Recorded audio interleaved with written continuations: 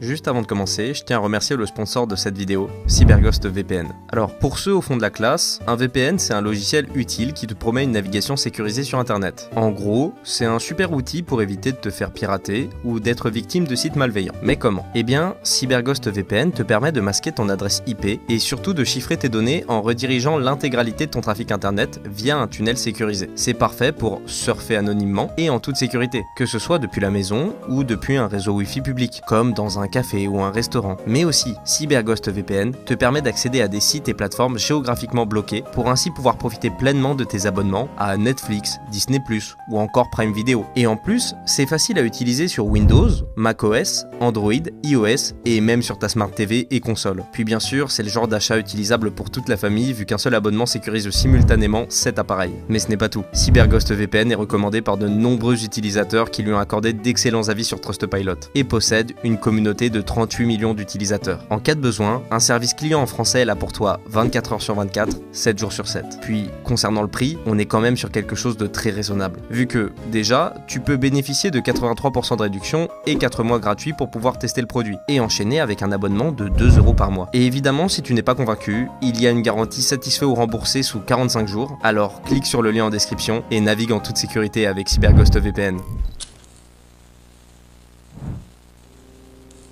Se retrouver à craquer sur de la nourriture sucrée ou encore à scroller incessamment sur son portable en se disant « non mais là c'est parce que je voulais, sinon évidemment que j'arrête quand je veux », c'est faire face à un problème que beaucoup d'entre nous ont, mais détestent admettre, la dépendance. Et on ne va pas parler de toxicomanie dure ou d'addiction qui présente des risques physiques et qui là demande inévitablement l'appel d'un professionnel, mais d'addiction plus subtile, ou pas d'ailleurs, mais néanmoins tout aussi puissante. Aussi bien ce besoin de tirer sur sa cigarette électronique H24 alors qu'on l'avait acheté de base pour arrêter de fumer, jusqu'à peut-être ce premier TikTok qui se transforme sans réellement le vouloir en des heures de scrolling. Mais pourquoi est-ce qu'on a tant de mal à se débarrasser de ces habitudes? Alors déjà là, on a un élément de réponse dans la question, c'est parce que ce sont des habitudes et que ces dernières sont intégrées dans notre quotidien et branchées à notre cerveau qui vient nous récompenser à chaque fois qu'on les accomplit. Et tout ça à travers un concept répété maintes et maintes fois à travers des milliers de vidéos sur l'arrêt des réseaux sociaux et qu'on va à nouveau super simplifier ici, la dopamine. Souffler, ça va pas durer longtemps. Donc la dopamine, c'est comme un circuit électrique dans ton cerveau. Et en gros, chaque fois que tu fais quelque chose d'agréable, les circuits s'allument et envoient une décharge qui te fait du bien. Et aujourd'hui, encore plus facilement avec certains raccourcis. Tu regardes un short, c'est cool. Tu fumes une cigarette, ça,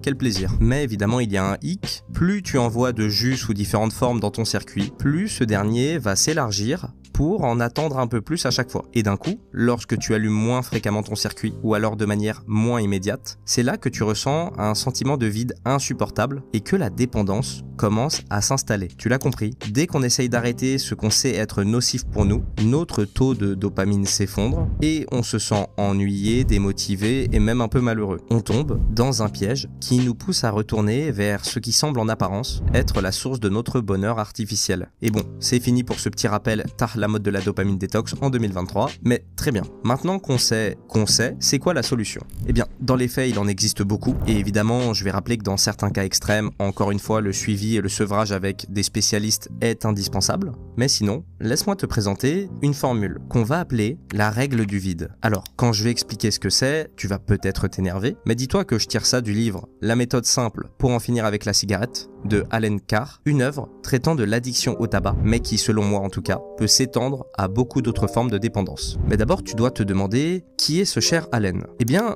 c'était un expert comptable dans les années 50 qui trouvait sa consommation quotidienne d'une centaine de cigarettes déprimante, ce qu'on peut comprendre, une centaine c'est quand même un score de master dans ce game, et après d'innombrables échecs pour se stopper, il a compris que la méthode la plus simple pour arrêter, eh bien, c'est d'arrêter.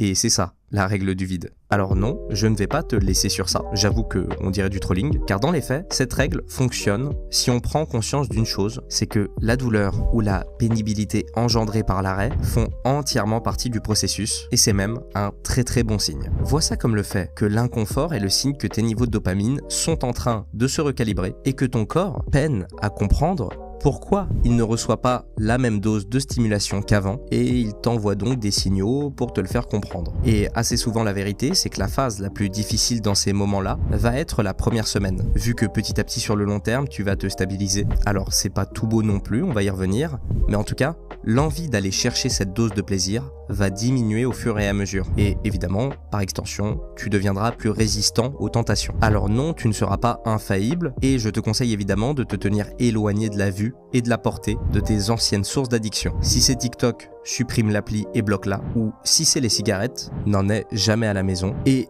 la règle du vide n'invite pas à ne rien faire face à l'arrêt, mais à remplacer l'ancien vice par une nouvelle activité plus saine et qui te donne un sentiment plus fort que du pur plaisir sous 5 secondes, comme par exemple celui du sentiment d'accomplissement, comme lire un livre, cuisiner, se promener et essayer d'intégrer des cercles de discussion, ou la classique, commencer un nouveau sport. Par essence, la règle du vide consiste à se donner le temps et l'espace de guérir. Il s'agit d'une pratique de patience et de soin de soi qui te permet de te reconnecter à ce qui te rend véritablement heureux sans la béquille de la dépendance. Néanmoins, tu peux oublier tout ce que j'ai dit avant pour le moment, parce que rien de tout ça n'est faisable facilement sans l'élément le plus important, la volonté d'arrêter. Et cette volonté est celle qui te permettra, lors de ton arrêt, de te rendre compte que tu as des bas et que tu te sens mal, non pas parce que tu ne peux pas fumer de cigarette par exemple, mais qu'au contraire, tu as des bas et tu te sens mal parce que tu fumais des cigarettes. Et je prends cet exemple de la cigarette parce qu'Allen Carr explique très bien que le tabac n'apporte aucun bénéfice réel et que les fumeurs ne sont pas dépendants physiquement autant qu'ils le croient. Il insiste au contraire sur le fait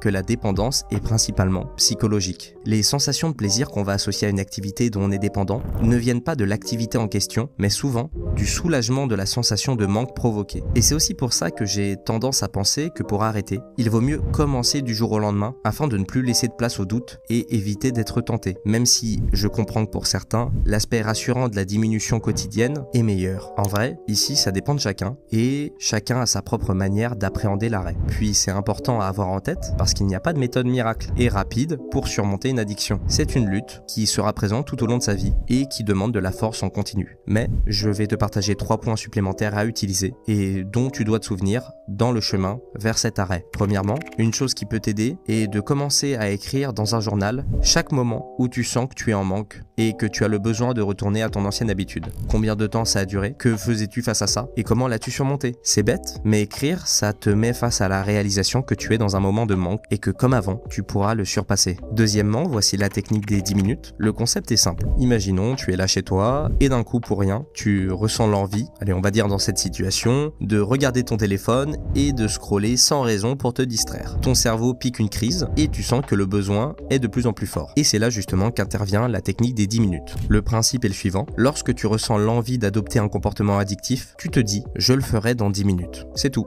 Et je t'explique pourquoi. Parfois, se priver complètement renforce l'envie, là où la retarder peut faire des merveilles et laisser le temps au cerveau de se calmer et réévaluer la situation. Ces moments sont des crises généralement de courte durée qui se manifestent par vagues, atteignant très vite leur pic avant de s'estomper. En t'engageant à attendre 10 minutes, tu verras sûrement l'envie diminuer d'elle-même. Et pendant ces 10 minutes, distrais-toi avec autre chose. Du ménage, une promenade, de la méditation, etc. C'est un bon moyen de briser la boucle des habitudes automatiques dans laquelle ton cerveau est coincé. Mais évidemment, restons réalistes. Parfois, même une fois les 10 minutes écoulées, l'envie est toujours là. Et ça, c'est pas grave en soi. Puis, j'ai même envie de te dire que tu as 2 choix à ce moment-là. Soit céder à l'envie, idéalement avec modération, ou appuyer à nouveau sur le bouton, on verra dans 10 minutes. Le plus important, en fait, c'est vraiment que tu reprennes les rênes de ton désir et que ce ne soit plus simplement ton cerveau qui fasse un caprice et qui te dicte tes impulsions. Et oui, il ne s'agit pas de perfection et d'arrêt total, en tout cas pour le moment, mais de vaincre une dépendance. Certains fumeurs arrêtent des mois, puis vont retomber dedans en fumant pendant quelques jours, avant de se rendre compte que c'était une erreur. Et ils arrêtent à nouveau de même. La progression est à voir sur le long terme et sur chaque petite victoire. Alors bien sûr, ce n'est pas une excuse pour te dire que tu arrêtes et continuer à être dans ton comportement en te disant « Non mais là, c'est moi qui ai choisi, c'est pas mon cerveau. Donc c'est cool. » J'ai pas besoin de t'expliquer, je pense, en quoi c'est un peu con. Mais bref, avant de passer au dernier point, sûrement le plus important d'ailleurs, il faut aussi se rendre compte que sortir d'une addiction, c'est jamais la chose la plus difficile. Le vrai défi, c'est de revivre sa vie sans cette addiction. Parce que, comme son nom l'indique, l'addiction addiction est due à une habitude, quelque chose qui a fait partie de toi et ton identité pendant une période de ta vie. Et plus cette période est longue, plus il sera difficile de l'effacer du jour au lendemain. Mais une fois que tu l'as compris, tu te rends compte que pour une habitude qui disparaît, tu peux en recréer une nouvelle. Que ce soit pour les fumeurs, les accros à leur téléphone ou ceux qui mangent trop de sucre, tout est souvent lié à un rituel. Fumer avec son café le matin, le téléphone aux toilettes ou la crise de boulimie avant de dormir. Une fois que tu te connais via tout ce qu'on s'est dit avant et que tu connais ces habitudes, tu apprends petit à petit à les outrepasser. Avec ça, tu élimines ton plus grand ennemi, qui est aussi la plus grande illusion, la peur du manque. Ce qui va nous amener au troisième point, notre environnement. Essaye de te construire un environnement sain pour ton comportement. L'arrêt d'une addiction est comme faire pousser ses plantes dans un jardin. Il faut des conditions favorables. Aussi bien au niveau de ton environnement physique, ta maison, ton lieu de travail et même les endroits que tu fréquentes habituellement, tout doit être propice à la réalisation de tes objectifs ou en tout cas ne pas te freiner. Bien sûr, ça ne veut pas dire que tu devras revoir tout ton espace de vie du jour au lendemain, mais que tu vas commencer par des petites choses. Te débarrasser des tiroirs de malbouffe ou t'aménager un coin douillet avec des livres et des sièges confortables pour encourager la lecture. Ce qui paraît être des petits changements peut quand même avoir un impact important. Puis évidemment, tu l'attendais, on a le social, tes proches influencent fortement ton comportement. Donc,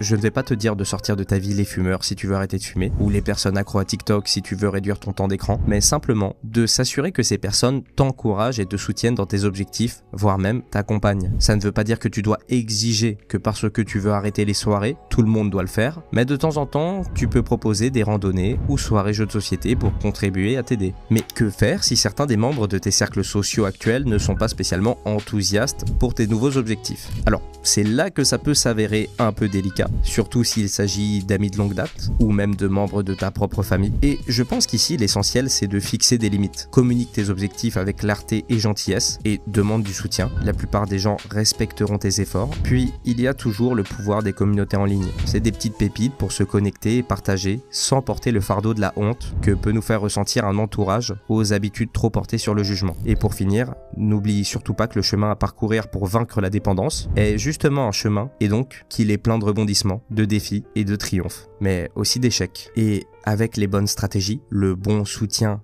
et le bon état d'esprit, c'est un parcours qui peut mener à une vie plus saine et plus épanouissante. Puis évidemment, garde en tête que si surpasser une addiction était si facile, il n'y aurait tout simplement aucun addict depuis longtemps. Et juste avant de conclure, n'oublie pas de jeter un œil à notre partenaire en cliquant sur le lien en description afin de bénéficier de 4 mois offerts et 83% de réduction. Protège ta vie privée, débloque des contenus exclusifs et fais des économies avec CyberGhost VPN. Essaye-le sans risque grâce à la garantie satisfait ou remboursé de 45 jours. Salut!